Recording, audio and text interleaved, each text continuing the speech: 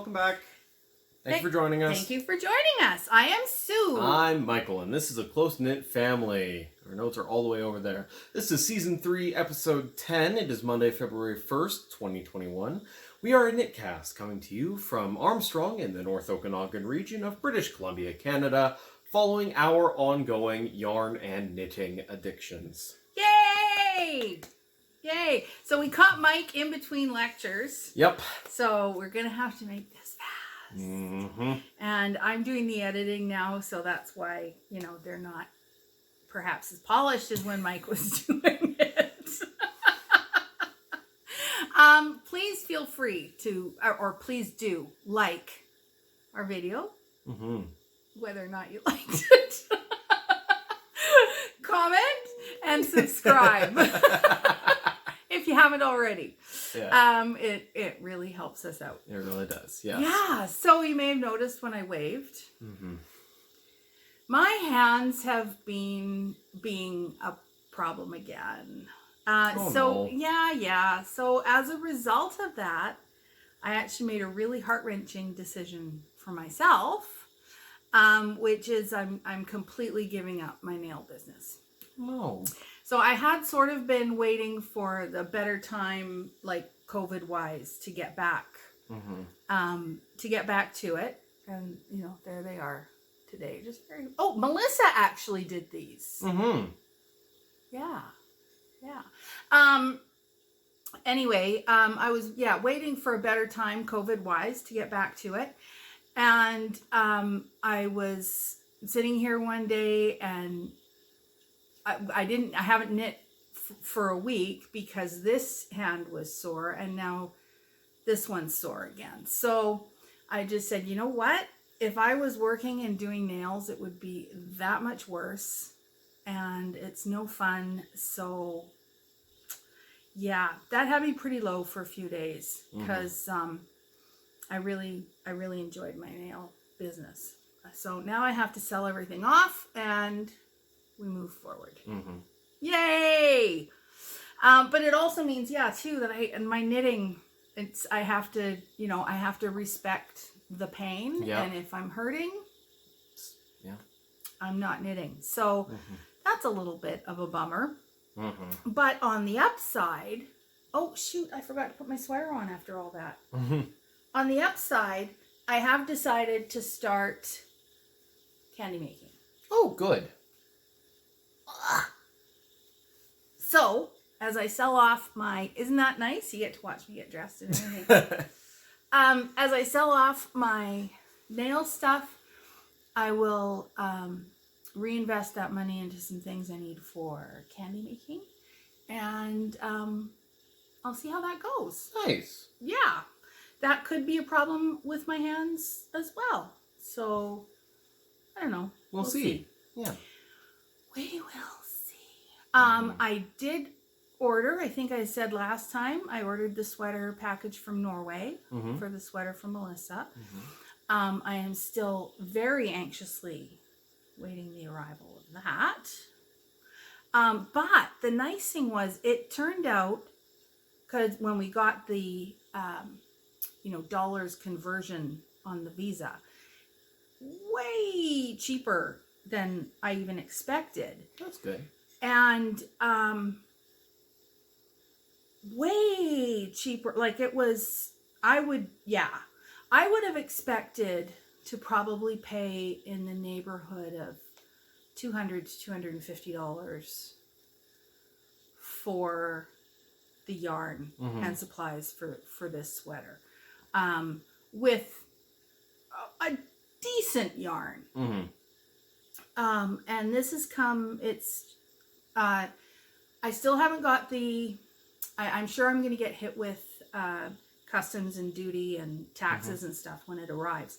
But it's well under $150 as it stands right now. That's good. With the shipping and everything. So I was super impressed. That's good. Super impressed with that. Yeah. I think that was all.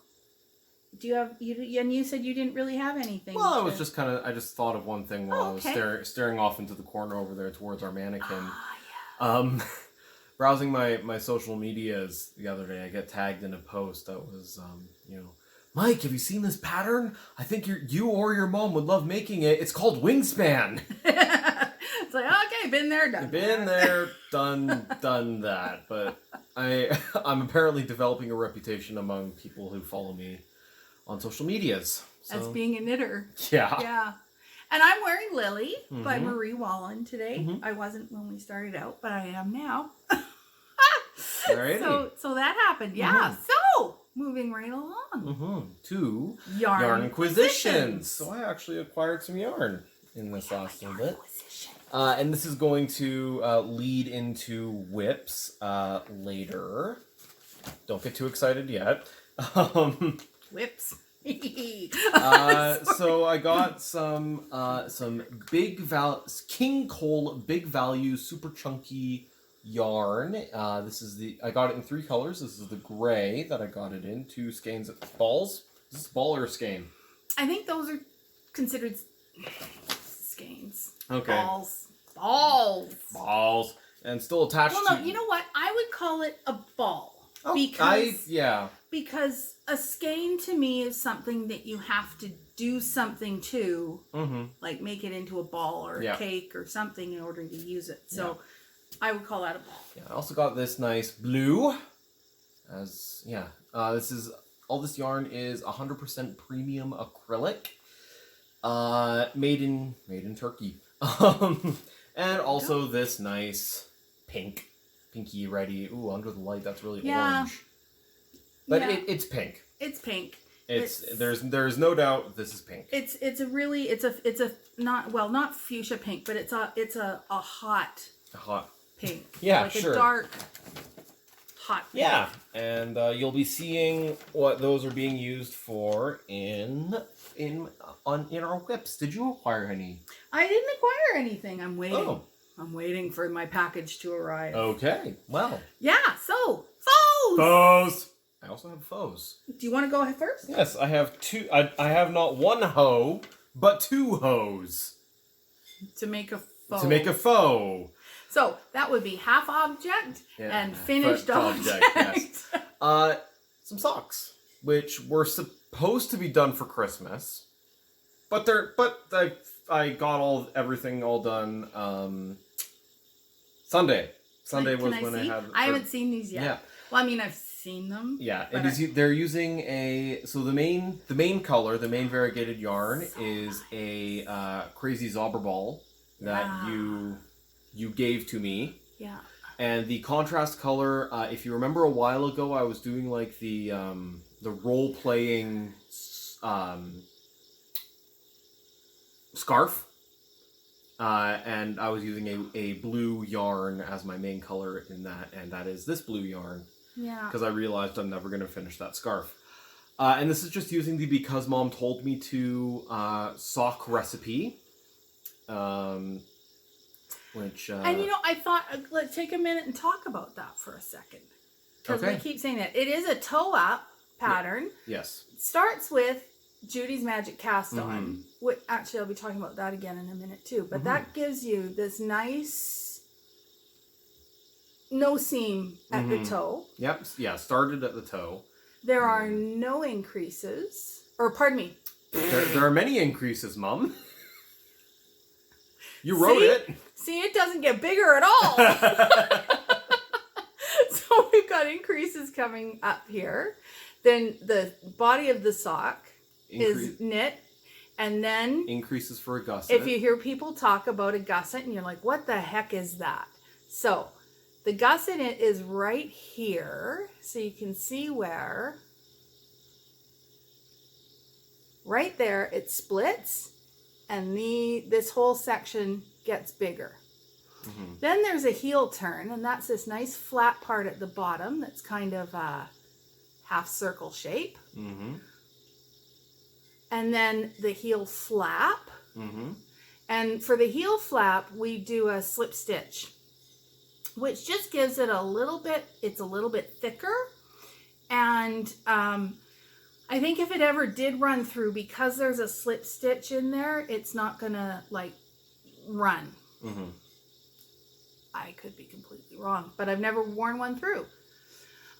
So that's the heel flap. And then when you get back up here again, you're all just joined up, knitting in the round, and then doing a little bit of ribbing at the top. You're ribbing, yeah. Yeah, and I did a, I think it was called like Jenny's Stretchy Bind Off. Okay. Instead of just a regular bind off, because I like to have a stretchy thing at the top. Don't we all, it's a super simple thing, and I found a version that works well with ribbed knitting. And so what is it's just so before a knit stitch, it's yarn over backwards, knit 2 stitches over the one.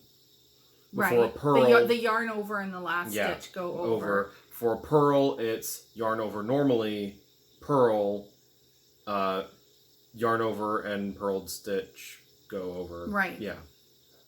Cool. Yeah, and it makes a nice stretchy bind off. No, yeah, that's very nice. Mm-hmm. And so these will need to be going in the mail. Man, that just looks so nice. Well, thank you. I am so... This is like the 6th pair of socks I've knit. Yeah, so... but your knitting is just... You're a beautiful knitter. Oh, thank you. You are a beautiful knitter. Yeah. Yeah, ends are all sewed in. They're all blocked out.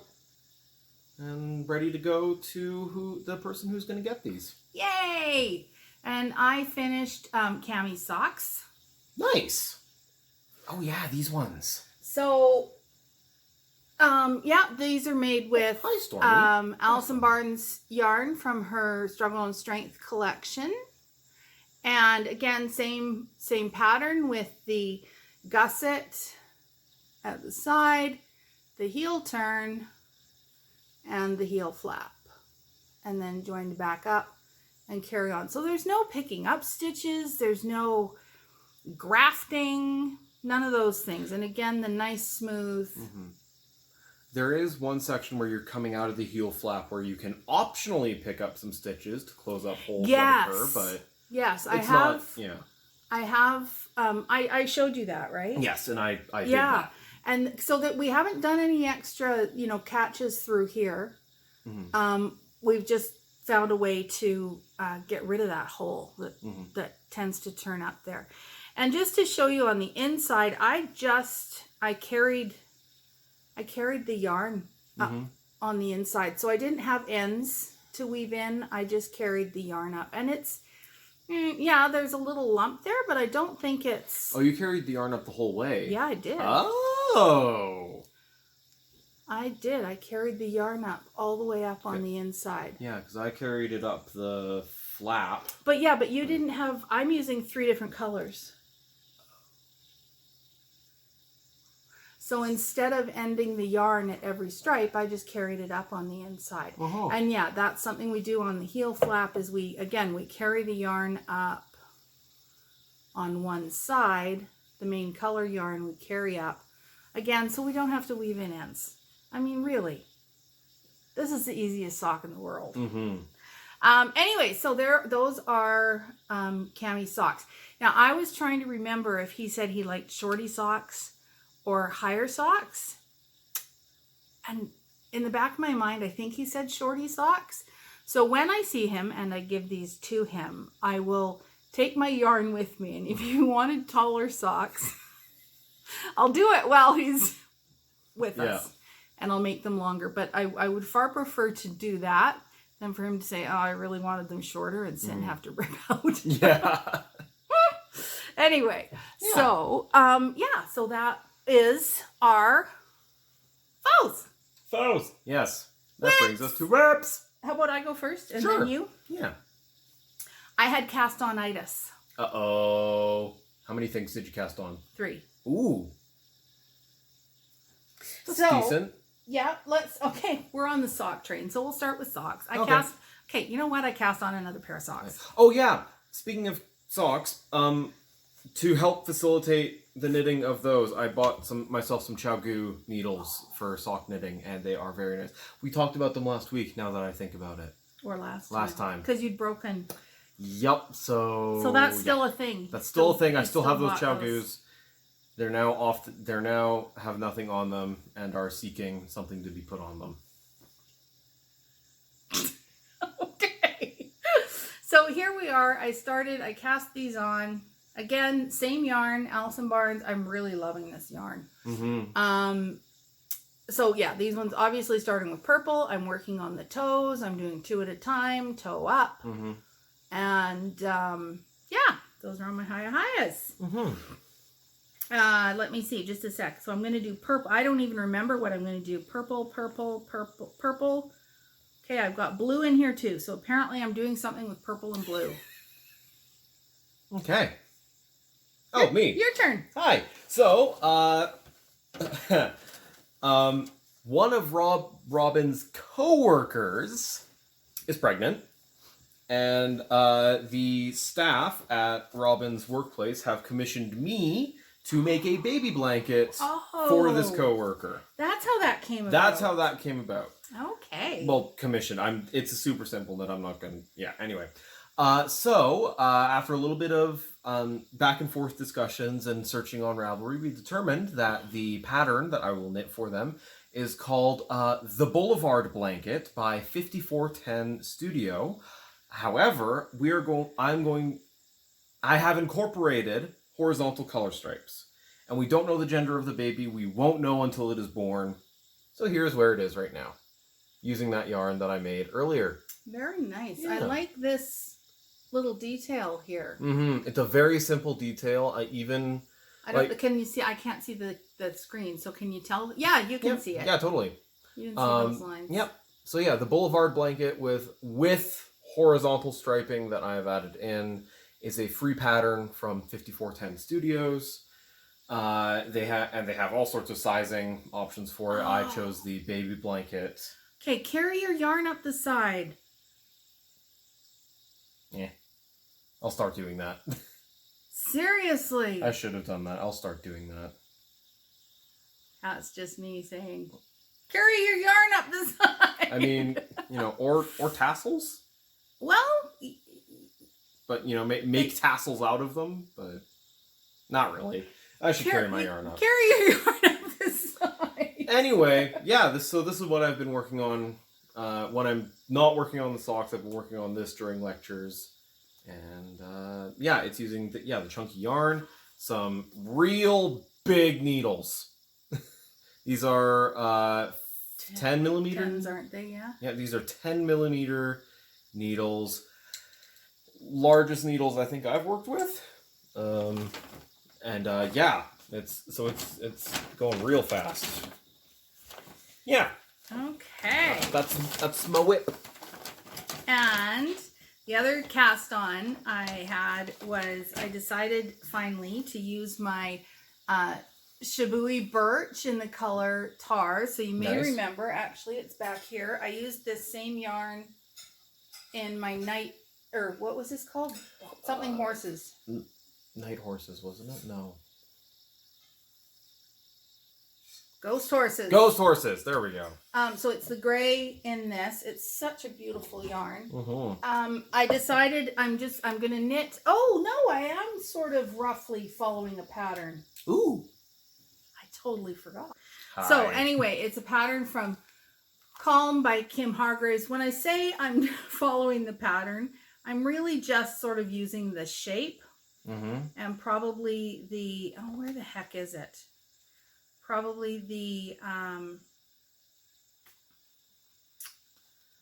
cast off design for float. So this is float, I guess you could say backwards, and this is float front ways. Okay then. So basically I wanted a V-neck tank top. So, but again, as I have run into before with the patterns from Kim Hargreaves, they don't go big enough for me. And I like, and typical me, there are things that I just prefer in certain patterns. Like, I prefer my hems to be like folded over rather than ribbing. So I'm started out here. I've actually ripped this out once because I had done the two sides of the hem because it has a split hem. I joined them and I'd probably knit about 10 rounds, and then I pulled it on and it was huge. So that was me not following my gauge swatch very well. So I ripped that out and I started again. So I've got the two sides here. Basically, they're being knit exactly the same as a beginning of a sock. Well, without the increases for the toe, of course. So I started with Judy's Magic Cast On in the middle. You can't even tell where that happens. And I've got two things, and they're just starting to get far enough in that they're folded over, nice finished all the way around. So that'll be the hem. And then I decided, I think I'm going to use some kind of version of the, is it called Jupiter? Saturn? There's a sock pattern. Shoot, I should have looked that up. Anyway, I'm going to use some version of that, at least perhaps just around the bottom of the sweater, maybe all the way through. It's just got kind of a, it's a holy kind of look. It's in my library if you were trying to look for it. So I don't know if you'll find it. Anyway, so that's what I'm doing there. So again, loosely following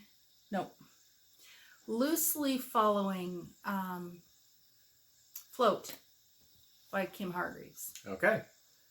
And I was just trying to look up the pattern that Mom was just talking about, but and found nothing. So you're still done, right? Yep.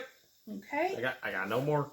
Got nothing else. So I have started working on my third Ursa.